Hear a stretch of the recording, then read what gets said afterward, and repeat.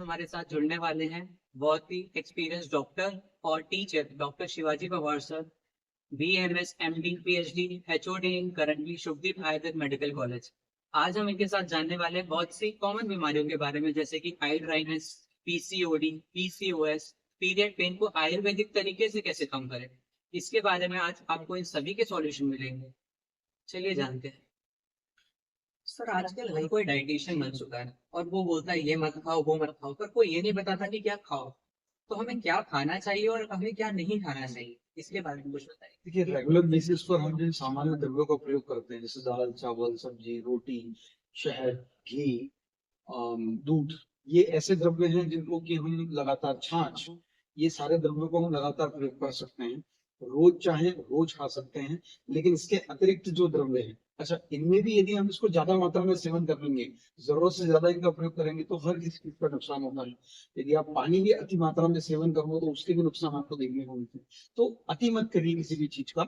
और यथा आवश्यक जितना शरीर के लिए जरूरी है, उसको, इन्हीं पदार्थों को रेगुलर बेसिस पे खाना है। जैसे हेमंत ऋतु का समय आता है तो उस समय आप स्प्राउट्स ले सकते हैं, ड्राई फ्रूट्स खा सकते हैं।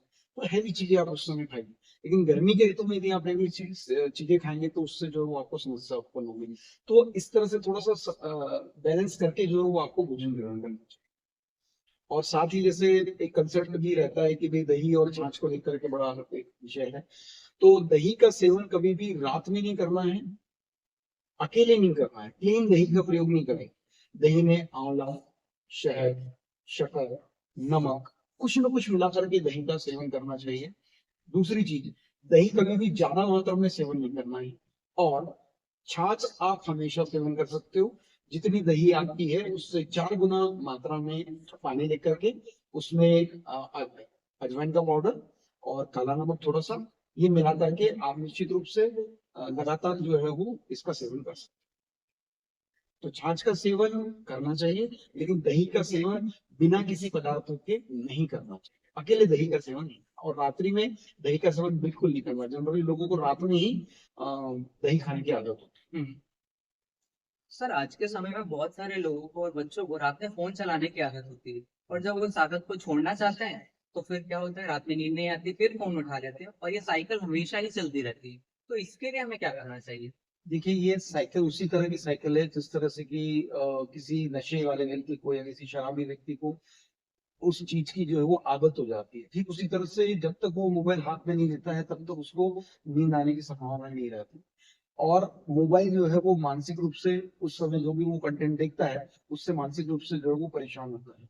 तो इस चीज को ठीक करने के लिए हमारे पास में जो वो मेडिटेशन एक सबसे अच्छा तरीका है, जिसके के माध्यम से हम जो है वो इसको कंट्रोल कर सकते हैं।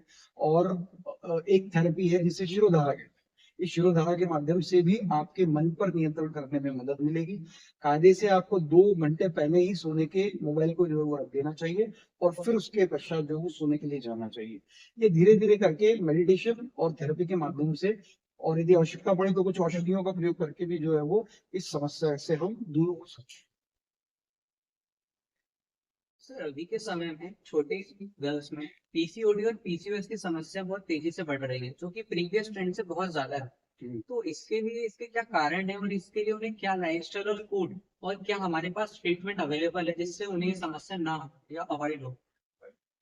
देखिए, इसमें जनरली यही है कि हम जब वात कफ वृद्धि वाले द्रव्यों का सेवन करेंगे, खास करके जो है वो वात वृद्धि द्रव्यों का सेवन रहेगा, तो चूंकि अपानक क्षेत्र है और स्थान ऐसा है कि जहाँ पर इनके माध्यम से जो है वो रक्त में दूषित ना करके, पित्त दूषित होकर के, वात दूषित होकर के शिष्ट का जो है वो निर्माण कर सकते हैं।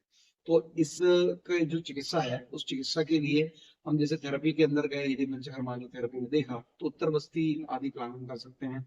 आस्था पर और अनुवासन बस्ती भी इसमें बहुत अच्छा जो है वो मदद कर सकती है। तो इन सबके प्रयोग से, साथ में औषधियों का प्रयोग, जैसे सर, कॉन्स्टिपेशन आजकल एक कॉमन प्रॉब्लम बन चुकी है। तो इसे अवॉइड करने के लिए हमें कौन से खाने अवॉइड करने चाहिए और किन खानों को हमें प्रयोग करना चाहिए, इसके बारे में कुछ बताइए। देखिए, सबसे पहले तो अपन ये समझ लें कि जो कॉन्स्टिपेशन की समस्या है, ये एक लाइफस्टाइल डिसऑर्डर। तो जो लोग आज भोजन में विभिन्न प्रकार के द्रव्य, जैसे कि अभी फास्ट फूड हो गया, आइसक्रीम्स है, कोल्ड ड्रिंक है, आपके मैदे की ज्यादा चीजें हैं, पिज्जा बर्गर, इस तरह की जो चीजें खा रहे हैं जो कि हमारी अग्नि के ऊपर बहुत ही हैवी पड़ता है और उसका डाइजेशन ठीक तरीके से नहीं हो पाता, इससे जो है वो कॉन्स्टिपेशन का निर्माण होता है। दूसरा, बहुत ज्यादा मात्रा में जो है वो भोजन को करना, ये भी जो है वो आम का कारण होता है और उसी से जो है वो कॉन्स्टिपेट आपके अर्शकी की पत्ती और बाकी सारी चीजें जो है वो साथ में होती हैं। तो इन सब की थोड़ा सा यदि आपको प्रिकॉशन रखना है तो सबसे पहले इस तरह के भोजनों का त्याग करिए, खाना समय पर खाइए, रात्रि का खाना जो है वो बहुत ज्यादा लेट ना खाएं, खाने में पर्याप्त मात्रा में सलाद आदि का जो है वो फाइबरस फ्रूट जो होते हैं अपने फ्रूट हो गए या फिर ककड़ी जैसे जो है वो सलाद है उनका प्रयोग किया जाए, और इसके अलावा जो है वो पानी पर्याप्त मात्रा में जो है वो दिया जाए। इसके अलावा जो है वो औषधियां भी हैं जिनसे कि जो है हम इसकी चिकित्सा करते हैं, जैसे आवश्यकता पड़ने पर जो है वो हम विभिन्न प्रकार के जो द्रव्य हैं, औषधियां हैं चिकित्सा में, उनका भी जो है वो आयुर्वेदिक औषधि। आजकल से स्टूडेंट्स हो या वर्किंग क्लास, सभी लोग स्क्रीन से एक्सपोज्ड हैं, चाहे वो फोन हो, मोबाइल हो, लैपटॉप हो, और ये सब ब्लू रेज इमिट करते हैं, जो आई ड्राइनेस का बहुत बड़ा कारण है और बहुत कॉमन प्रॉब्लम है। तो इसके लिए आयुर्वेद में कोई ट्रीटमेंट अवेलेबल है? आयुर्वेद में शालाक्य तंत्र के अंतर्गत नेत्र चिकित्सा के बारे में जो है वो बताया गया है। तो चिकित्सा दो तरफ से हम करेंगे, एक औषधियों के माध्यम से और दूसरा जो है वो थेरेपी के माध्यम से। तो हमारे यहाँ नेत्र तर्पण की जो है वो एक चिकित्सा विधि है जिसमें कि हम विभिन्न प्रकार के घृत तेल आदि का प्रयोग करते हैं तर्पण के लिए। तो घृतादि से यदि अपन नेत्र का तर्पण करते हैं तो उससे जो है वो नेत्र में जो इस तरह की समस्याएं हैं, जो लोग आजकल स्क्रीन के कारण जो परेशान हो रहे हैं, उन लोगों को बड़ा हेल्प मिलता है। इसके अलावा लौह आदि रसायन होता है, इसका भी हम प्रयोग करते हैं। त्रिफला जैसे द्रव्य हैं जिनसे कि नेत्र प्रक्षालन में किया जाता है, मतलब आंखों को धोना, ये सारी चीजों को जो है वो किया जाता है, परंतु ये सब जो है वो एक किसी विशेष चिकित्सक के निर्देशन में ही किया जाना चाहिए। सर, आज के समय में बहुत सारे लोगों को और बच्चों को रात में फोन चलाने की आदत होती है, और जब वो इस आदत को छोड़ना चाहते हैं तो फिर क्या होता है, रात में नींद नहीं आती, फिर फोन उठा लेते हैं, और ये साइकिल हमेशा ही चलती रहती है। तो इसके लिए हमें क्या करना चाहिए? देखिए, ये साइकिल उसी तरह की साइकिल है जिस तरह से कि किसी नशे वाले व्यक्ति को या किसी शराबी व्यक्ति को उस चीज की जो है वो आदत हो जाती है। ठीक उसी तरह से जब तक वो मोबाइल हाथ में नहीं लेता है तब तक उसको नींद आने की संभावना नहीं रहती।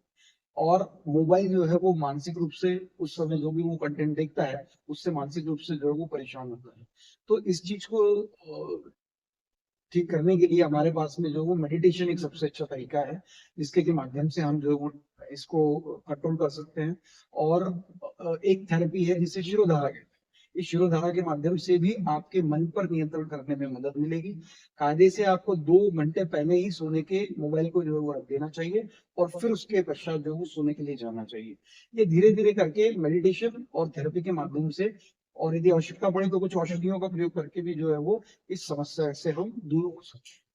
सर, अभी के समय में छोटे गर्ल्स में पीसीओडी और पीसीओएस की समस्या बहुत तेजी से बढ़ रही है, जो कि प्रीवियस ट्रेंड से बहुत ज्यादा है। हम्म। तो इसके लिए इसके क्या कारण है, और इसके लिए उन्हें क्या लाइफस्टाइल और फूड, और क्या हमारे पास ट्रीटमेंट अवेलेबल है जिससे उन्हें ये समस्या ना हो या अवॉइड हो?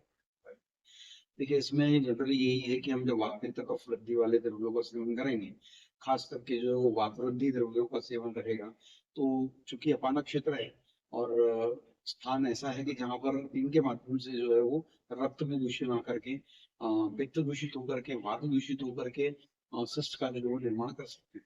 तो इस के जो चिकित्सा है उस चिकित्सा के लिए हम जैसे थेरेपी के अंदर गए, यदि पंचकर्मा थेरेपी में देखा तो उत्तर बस्ती आदि प्राणायाम कर सकते हैं। आस्थापन और अनुवासन बस्ती भी इसमें बहुत अच्छा जो है वो मदद कर सकती है। तो इन सबके प्रयोग से, साथ में औषधियों का प्रयोग, जैसे मैंने आपको बताया कि वात शमन है, वात का स्थान है, तो हम दशमलव जैसे द्रव्यों का भी यहाँ पर प्रयोग कर सकते हैं और उससे जो है वो पेशेंट को रिलीफ मिल सकता सर, ऑस्टियोआर्थराइटिस, घुटनों में दर्द के जो पेशेंट रहते हैं, उनको क्या आयुर्वेदिक सिम्प्लोमेटिक रिलीफ के अलावा क्या परमानेंट क्योर दे सकता है? है।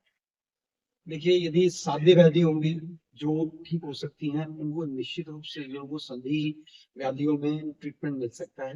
दूसरा, सामान्यतः ऐसा देखा जाता है कि सर्जरी के माध्यम से ही ट्रीटमेंट जो है वो लोगों का ज्यादातर हो पाता है। तो हम जो है वो हमें ये प्रयास करना चाहिए कि इसके पहले हम डॉक्टर को ठीक कर सकें औषधियों के माध्यम से। और आयुर्वेद में बहुत अच्छी चिकित्सा जो है वो संधि रोगों की हो पाती है।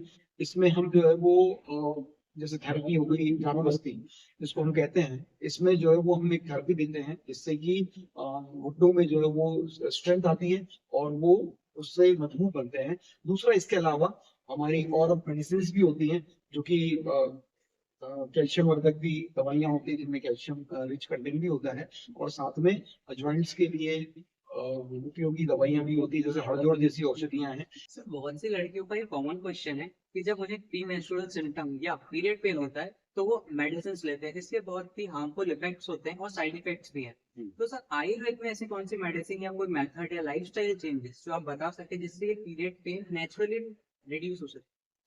देखिए ये समस्या जो है वो आजकल बढ़ती जा रही है। इसका फिर मैं आपको जो कारण बताऊंगा वो लाइफस्टाइल से ही रिलेटेड है। तो सबसे पहले विभिन्न प्रकार के जो फास्ट फूड है या बाहर की जो चीजें हैं जंक फूड है इनको बंद करना चाहिए। रात में ज्यादा लंबे समय तक जगना इसको स्टॉप करना चाहिए। ओवर मोबाइल का यूज इसको स्टॉप करना चाहिए क्योंकि इससे जो वो हार्मोनल चेंजेस जो है तो जितना अच्छा आपका लाइफस्टाइल रहेगा पेन होने की संभावना उतनी कम है। लेकिन फिर भी यदि इन सब अच्छी लाइफस्टाइल के बाद भी यदि आपको पेन होता है तो आयुर्वेद में उसके लिए अलग से थेरेपीज है जैसे कि हम उत्तर बस्ती कहते हैं पीसीओएस वाली प्रॉब्लम्स के लिए या पीसीओडी प्रॉब्लम के लिए जो हम इसका प्रयोग करते हैं। और कुछ अरिष्ट है आसव अरिष्ट है जैसे दशमूल हो गया इसका हम प्रयोग करते हैं। कुछ जो है वो कटी बस्ती आदि जो है वो कुछ अलग थेरेपीज भी हैं जिनका कि हम प्रयोग दर्द निवारक के रूप में जो है वो कर सकते हैं। औषधियां भी इसके अलावा हम करते हैं। सर स्ट्रेस और वर्कलोड के कारण आजकल बहुत सारे लोगों को माइग्रेन और हाइपरटेंशन की समस्या बनी रहती है और इसके लिए हम उन्हें मेडिसिन में स्टेरॉइड्स और सेडेटिव्स देते हैं जिसके कारण वो एक सेडेटिव स्टेट में चले जाते हैं। तो क्या बिना सेडेटिव स्टेट में ये क्या उस पेशेंट को हम नेचुरली पेन रिलीफ और एक कंप्लीट ट्रीटमेंट प्रोवाइड करवा सकते हैं? देखिए स्लीपिंग पिल्स तो बिल्कुल ही किसी स्थिति में आवश्यक नहीं है लेना ही नहीं चाहिए। लेकिन स्ट्रेस और इन सब के वशीभूत होकर के व्यक्ति इसको लेता है। आयुर्वेद में जो है वो इसके लिए बहुत अच्छी चिकित्सा अवेलेबल है जहाँ पर कि हम सबसे पहले यदि ब्लड प्रेशर के कारण इस तरह की समस्या आ रही है तो उसको नियंत्रित करने के लिए सर्वगंधा जैसे औषधियों का प्रयोग करते हैं। जहाँ पर कि जो है वो व्यक्ति किसी दुर्बलता या अन्य कारणों से समस्या है तो एक नस्य जैसी थेरेपी हमारे पास भी होती है जिसमें कि कहीं अवरोध है और तो नासिका से जो है वो औषधि हम प्रदान करते हैं। अवरोध जन्य जहाँ पर अनिद्रा है उनको भी हम ठीक करते हैं। और जहाँ पर क्षय जन्य अनिद्रा है उसको भी ठीक करने के लिए हमारे पास में द्रवण नस्य जैसे जो वो द्रव्य होते हैं। तो शिरोधारा है शिरोधारा भी बहुत अच्छा कार्य करती है। तो ये सारे कंबाइंड रूप से मिला करके हम जो है वो कर सकते हैं। साथ में मेडिटेशन प्राणायाम ये भी जो है वो निद्रा के लिए अत्यंत आवश्यक है। सर आजकल पूरी दुनिया हेल्थ कॉन्शियस बन चुकी है तो एक स्वस्थ व्यक्ति को अगर हमेशा स्वस्थ रहना है तो उसे क्या करना चाहिए? देखिए स्वयं को स्वस्थ रहने के लिए आयुर्वेद में बहुत सारे तरीके बताए गए हैं और हर स्तर पर आपको जो है वो अपने आप को स्वस्थ रहने के लिए प्रयास करने पड़ेंगे। जैसे ही आप सुबह उठते हैं तो ब्रह्म मुहूर्त में उठें। उसके बाद में जो है वो दिनचर्या का अपना पालन शौचादि कर्म से शीघ्रता से निवृत्त हो। फिर उसके बाद में जो है वो भोजन का समय आपके सोने का समय सारी चीजें निर्धारित रूप से हो। इसके बीच में आप थोड़ा सा योगा प्राणायाम आसन ये भी कर सके और मेडिटेशन के लिए थोड़ा सा समय निकालें। इसके साथ ही रात्रिचर्या ऋतु के अनुसार जो है वो आचार्य ने बताया कि जिस तरह की ऋतु आ रही है उसी हिसाब से आपको अपने आप को परिवर्तित कर लेना चाहिए। भोजन में या खाने में जो है वो उसी तरह का परिवर्तन करना चाहिए। में कुछ वायु कृत विकृतियां हमारे यहाँ होती है क्योंकि हमारा आयुर्वेद में 3 दोष हैं वात पित्त और कफ। तो हमें इन 3 दोषों में से तीसरे दोष का शमन करने के लिए बस्ती आदि का प्रयोग करते हैं। बस्ती आदि चिकित्सा जो है की जाती है। सर ये चिकित्सा कौन सी उम्र के बच्चों से हम शुरू कर सकते हैं कि वो लोग इसको पंच कर ले सकें? अलग अलग थेरेपीज के लिए आचार्य ने अलग बताया है जैसे कि कमल आदि जो है वो हम 5 साल से शुरू कर सकते हैं। नस्य आदि जो है वो हम 8 साल से शुरू कर सकते हैं। बाकी सामान्यतः हम सभी बच्चों को 8 साल के पश्चात जो है वो सभी प्रकार के चिकित्सा क्रम दे सकते हैं।